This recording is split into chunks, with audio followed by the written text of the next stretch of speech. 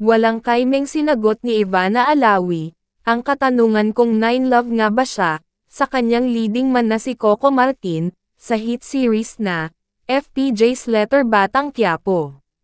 Sa vlog ni Ivana nito lamang April 12, ay content niya ang Never Have I Ever Challenge, kasama ang kanyang pamilya.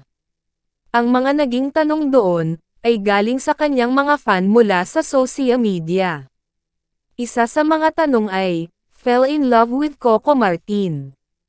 Ayon kay Ivana naging crush lang umano niya si Coco, ngunit hindi raw siya 9Love.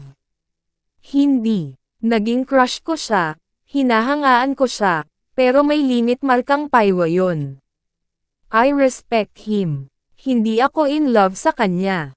As an artista, hindi pwedeng, ay in love ako sa kanya. Hindi pwede. Kailangan may limits ka. Kailangan may respeto ka sa kapwa mo artista. Sabi ni Ivana.